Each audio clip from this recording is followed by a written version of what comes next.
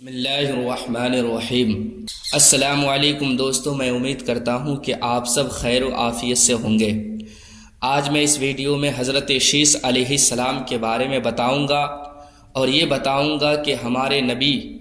صلی اللہ علیہ وآلہ وسلم کن کے اولاد تھے اور حضرت شیث علیہ السلام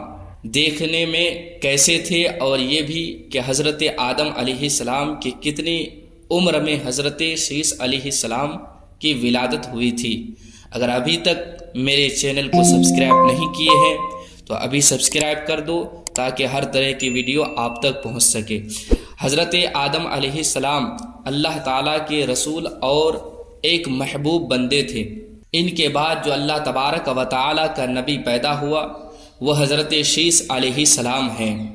ان کی پیدائش کچھ اس طرح ہوئی کہ جب حضرت آدم علیہ السلام اپنے بیٹے حابل کے قتل ہونے کی وجہ سے رنج و غم میں مبتلا ہو گئے تھے اور بے قرار رہنے لگے تھے، تو اللہ تبارک و تعالیٰ نے حضرت جبرائیل علیہ السلام کو ان کے غم کی تسلی کے واسطے بھیجا، اور حضرت جبرائیل علیہ السلام حضرت آدم علیہ السلام کی بارگاہ میں آ کر یہ خوشخبری سنایا کہ اللہ تعالیٰ تجھ سے ایک فرزند پیدا فرمائے گا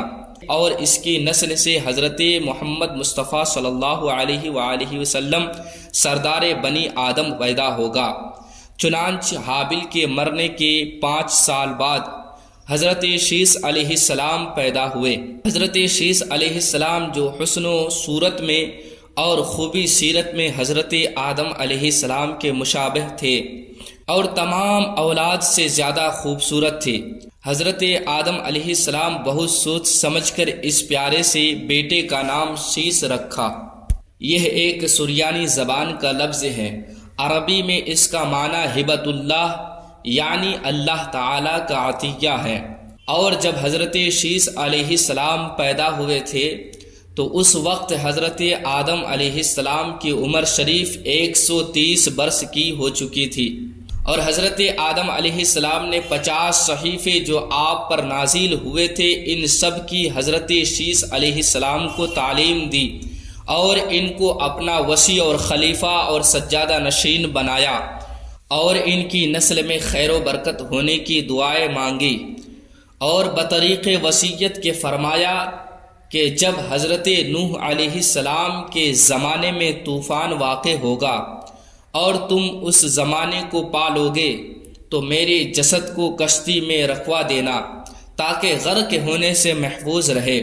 یا اپنی اولاد کو نصیحت کرنا کہ اس طرح سے عمل میں لائے۔ اور حضرت شیث علیہ السلام اکثر اوقات حضرت آدم علیہ السلام کی زبان سے احوال بہشت لذت کے ساتھ سنتے تھے اور آسمانی صحیفوں کا مضمون بھی دریافت کرتے تھے، اور حضرت شیث علیہ السلام لوگوں سے تنہا ہو کر دنیا کی لذتیں چھوڑ کر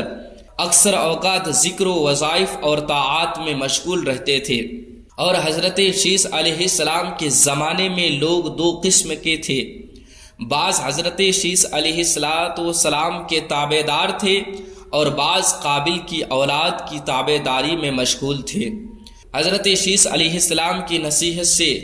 بعض تو راہ راست پر آ گئے اور بعض بدستور نافرمانی پر قائم رہے، اور ہمارے حضور خاتم النبیین صلی اللہ علیہ وآلہ وسلم شیث علیہ السلام ہی کی اولاد میں سے ہیں۔